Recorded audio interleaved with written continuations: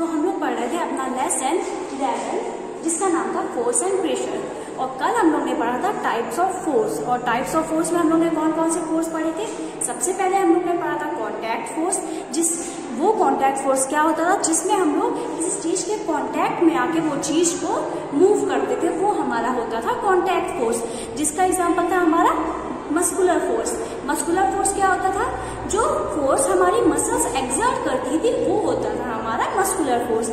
उसके बाद हम लोग ने पढ़ा था non contact force. Non contact force क्या होता था, जब हम लोग किसी की चीज के बिना कॉन्टैक्ट में आए फोर्स लगाते थे तो वो होता था हमारा नॉन कॉन्टैक्ट फोर्स। जिसका सबसे अच्छा एग्जाम्पल हम लोग ने क्या पढ़ा था, मैग्नेट। और जो मैग्नेट फोर्स एक्सर्ट करता था वो हमारा कौन सा फोर्स होता था, मैग्नेटिक फोर्स। उसके बाद हम लोगों ने पढ़ा था इलेक्ट्रोस्टैटिक फोर्स। इलेक्ट्रोस्टैटिक फोर्स बेटा वो होता था जो चार्ज बॉडी किसी अनचार्ज बॉडी या फिर चार्ज बॉडी में जो फोर्स लगाती है वो होता है हमारा इलेक्ट्रोस्टैटिक फोर्स। ठीक है बेटा। उसके बाद हमारा ग्रेविटेशनल फोर्स आया था। ग्रेविटेशनल फोर्स जितनी छोटी से बड़ी चीजें हैं अर्थ में, हर चीज में अर्थ एक फोर्स लगाती है बेटा, वो होता है हमारा ग्रेविटेशनल फोर्स। इतना बेटा हम लोग ने टाइप ऑफ फोर्स पढ़ लिए थे। और हम लोगों ने पढ़ा था कल फ्रिक्शन। फ्रिक्शन क्या होता था, हम लोग किसी चीज में अगर फोर्स लगाते हैं तो वो चीज कहीं पे जाके रुकती है। वो बेटा क्यों रुकती है, क्योंकि उसमें एक फोर्स लगता है उल्टी तरफ से। फ्रिक्शन के अपोजिट डायरेक्शन से जो फोर्स लगता है वो होता है हमारा बेटा फ्रिक्शन। समझ आया आप लोगों को। तो इतना हम लोगों ने पढ़ लिया था। मैंने एक छोटी सी आपको समरी बता दी है कि आप लोगों को सब एक बार अच्छे से समझ आ जाए। अब उसकी बेटा इधर से हम लोग का फोर्स जो है वो खत्म होता है। हम लोग स्टार्ट करेंगे बेटा प्रेशर क्या होता है। प्रेशर हिंदी में जिसको बोलते हैं हम लोग दाब। क्या होता है pressure, the force acting on a unit area of a surface. Force acting on a unit area of a surface is called pressure. तो इसका pressure is equal to बेटा force upon area on which it acts. बेटा ये force मतलब pressure के upon में है area. इसका मतलब क्या है, एरिया जितना बढ़ेगा फोर्स उतना कम होगा, सॉरी प्रेशर उतना कम होगा। जितना एरिया आप इंक्रीज करेंगे प्रेशर आपका उतना डिक्रीज होगा। और एरिया जितना डिक्रीज होगा प्रेशर उतना इंक्रीज होगा। जस्ट उल्टा होते हैं ये। अब जैसे हम लोग एक नॉर्मल सा एग्जांपल लेते हैं जो आपको बहुत इजीली समझ आएगा। आप लोग गर्ल्स हैं, हील्स पहनते होंगे। हील्स दो तरह की होती है, एक होती है पेंसिल हील जो बिल्कुल पतली सी होती है। तो पतली सी होती है, उसमें आप देखते होंगे आप थोड़ा भी चलते हैं आपका पैर बहुत जल्दी दर्द होने लगता है। क्यों दर्द होने लगता है बेटा, क्योंकि जो पतली हील होती है उसमें जो एरिया होता है वो बहुत कम होता है। और एरिया कम होने के कारण जो हम लोग की बॉडी का प्रेशर है वो इस हील पे इतना बढ़ता है कि हम लोग के पैर बहुत जल्दी दर्द होने लगते हैं। और अगर हम लोग फ्लैट हील पहनते हैं जिसमें एरिया ज्यादा होता है बेटा, फ्लैट हील में अगर आपका एरिया ज्यादा है तो आप जितना भी चले आपको इतनी जल्दी आपके पैरों में दर्द नहीं होता है, क्योंकि एरिया जैसे ही बढ़ता है आपका प्रेशर जो होता है वो आपका क्या हो जाता है, कम हो जाता है।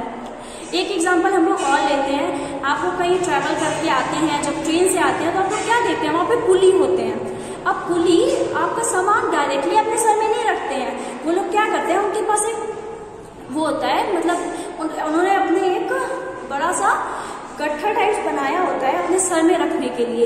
एक चुनरी वगैरह से कपड़े से गोल गोल सा बनाया होता है अपने सर में रखने के लिए। वो क्यों बनाते हैं बेटा, इससे वो अपने सर का सरफेस एरिया बढ़ा लेते हैं। अगर एरिया आपने पढ़ा है, अगर एरिया बढ़ेगा तो प्रेशर जो होगा वो कम लगेगा।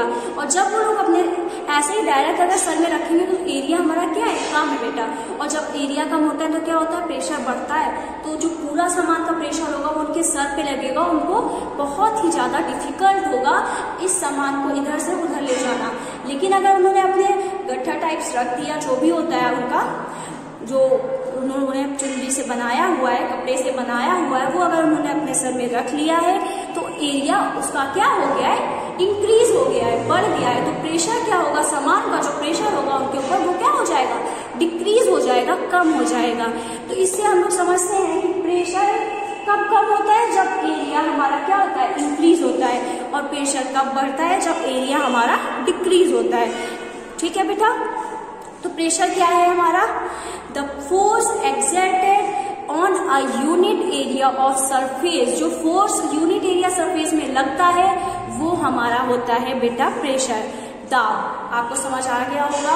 उसके बाद हम लोग पढ़ते हैं pressure exerted by liquid and gas. Pressure exerted by liquid and gas. क्या प्रेशर लिक्विड और गैस भी लगाती है? बिल्कुल लगाती है। तो लिक्विड, सबसे पहले हम लोग लिक्विड का एग्जांपल देखते हैं। लिक्विड पानी, तो सबसे पहले हम लोग एक बॉटल लेते हैं, प्लास्टिक बॉटल लेंगे, ठीक है। उसमें क्या करेंगे, इक्वल साइड से, दोनों साइड से छेद कर देंगे। अब क्या होगा, लिक्विड है, पानी है, तो क्या होगा, दोनों साइड से बहने लगेगा। बेटा वो क्यों बह रहा है? क्योंकि पानी बॉटल में क्या लगा रहा है, जो वॉल ऑफ सरफेस है, बॉटल की जो दीवार है, कंटेनर है, उसमें क्या लगा रहा है, अपना प्रेशर लगा रहा है, तभी तो बेटा वो बाहर आ रहा है। अगर उसके अंदर प्रेशर नहीं होगा तो वो तो वहीं पे जम जाएगा, वो तो बाहर आएगा ही नहीं। लेकिन अगर छेद किया तो प्रेशर की वजह से जो पानी है बेटा वो दोनों छेदों से क्या होगा, बाहर आने लगेगा। तो ये एग्जांपल हो जाएगा pressure exerts by liquid. Liquids भी प्रेशर एक्सर्ट करते हैं। अब हम लोग एक और एग्जांपल लेते हैं। हम लोग एक बॉटल लेंगे, उसमें एक नीचे साइड से पाइप सा लगा देंगे, ठीक है, छेद करके पाइप लगा देंगे, और पाइप में हम लोग एक बलून लगा देंगे, उसको टाइटली बलून लगा दिया तो क्या होगा, पानी उधर से कम होगा और बलून में भरता जाएगा और बलून आपका फूल जाएगा। क्यों फूलेगा बेटा? क्योंकि लिक्विड एक्सर्ट्स प्रेशर। जो लिक्विड, जो बलून में उसमें प्रेशर लगा रहा है, इस वजह से बलून क्या हो रहा है बेटा, फूल रहा है। समझ आ रहा है आप लोगों को? उसके बाद हम लोग पढ़ेंगे प्रेशर एक्सर्ट्स बाय गैसेस। आपने लिक्विड तो देख लिया इतनी आसानी से, तो क्या गैसेस भी एक्सर्ट करती है प्रेशर? बिल्कुल करती है। आप लोगों ने अपना चैप्टर पढ़ा होगा 7th क्लास में, विंड स्टॉर्म। तो आप क्या देखते हैं, जब हवा चलती है तो सब कुछ हिलता है। क्यों हिलता है बेटा? हवा चलती है तो जो बैनर्स लगे होते हैं, बहुत तेज आंधी आती है तो सब हिलने लगता है, क्योंकि एयर उसमें प्रेशर लगा रही है अपना, इसी वजह से तो हिल रहा है ना सब कुछ। तो एयर जो है वो अपना प्रेशर एक्सर्ट कर रही है, इसी वजह से सब क्या है, मूवमेंट हो रहा है। जैसे हम लोग क्या पेड़ है कोई, उसकी जो लीव्स हैं वो भी क्या करती है, मूवमेंट करने लगती है। किसकी वजह से? क्योंकि एयर जो है वो प्रेशर एक्सर्ट करती है, और जब एयर बहुत ज्यादा प्रेशर एक्सर्ट करती है, बारिश वगैरह होने लगती है उसकी वजह से, तो क्या होता है, आपने देखा था साइक्लोन आ जाता है। आप लोगों ने क्लास 7 चैप्टर में पढ़ा होगा साइक्लोन। तो वही है, एयर प्रेशर एक्सर्ट करती है। इससे क्या समझ आता है, एयर भी प्रेशर एक्सर्ट करती है और लिक्विड भी प्रेशर एक्सर्ट करते हैं। ओके बेटा। उसके बाद हमारा टर्म आएगा आपका एटमॉस्फेरिक प्रेशर, और ये हमारा चैप्टर का सबसे लास्ट टर्म है, एटमॉस्फेरिक प्रेशर। सबसे पहले तो हम लोग ये जानेंगे एटमॉस्फेयर क्या होता है। छोटे से हम लोगों ने पढ़ा हुआ है, air surrounded by earth is known as atmosphere. वो एयर जो हम लोग को सराउंड करे हुए है, अर्थ को सराउंड करे हुए है, अर्थ में पूरी हर जगह एयर सराउंड करे है, उस एयर को हम लोग क्या बोलते हैं बेटा, पूरी जब वो उस एयर को हम लोग बोलते हैं atmosphere. The envelope of air is known as atmosphere. Air का एक एनवेलप जो होता है उसे हम लोग बोलते हैं एटमॉस्फेयर। तो फिर एटमॉस्फेरिक प्रेशर क्या होता है? तो बेटा जो एटमॉस्फेरिक एयर होती है, जो आसपास हमारी एयर है, वो हम पे जो प्रेशर लगा रही है बेटा, वो होता है हमारा एटमॉस्फेरिक प्रेशर। तो the pressure exerted by atmospheric air is known as atmospheric pressure. वो प्रेशर जो एटमॉस्फेरिक एयर हम पे एक्सर्ट कर रही है, जो एटमॉस्फेरिक एयर हम पे लगा रही है, वो बेटा हमारा कौन सा प्रेशर है? Atmospheric pressure.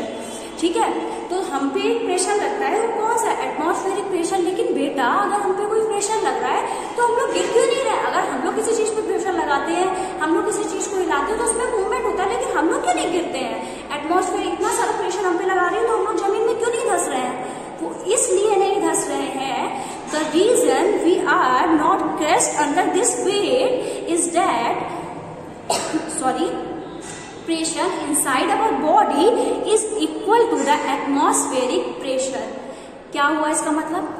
वो प्रेशर जो हमारी बॉडी के अंदर है बेटा, वो इक्वल है, किसके इक्वल है? एटमॉस्फेरिक प्रेशर के इक्वल है। बिल्कुल जो एटमॉस्फेरिक प्रेशर हम लोग के आसपास मौजूद है उसके इक्वल है हमारी बॉडी के अंदर का प्रेशर। इसी वजह, यही एक वजह है जिसकी वजह से हम लोग सीधे खड़े हुए हैं और हम लोग उसको बैलेंस कर लेते हैं, हम लोग एक दूसरे को बैलेंस कर लेते हैं। अगर वो एयर, एटमॉस्फेरिक एयर हमें प्रेशर लगा रही है तो हम भी एक प्रेशर उस पर लगा रहे हैं, जिसकी वजह से हम लोग सीधे खड़े हैं। तो the reason we are not crushed under this weight is that pressure inside our body is equal to the atmospheric pressure and cancel and balance it. तो वो क्या करती है, जो एटमॉस्फेरिक एयर प्रेशर लगा रही है और हम प्रेशर लगा रहे हैं, वो दोनों एक दूसरे को कैंसिल कर लेते हैं और एक दूसरे को बैलेंस कर लेते हैं। तो यहाँ से हमारा चैप्टर पूरा खत्म हो गया है।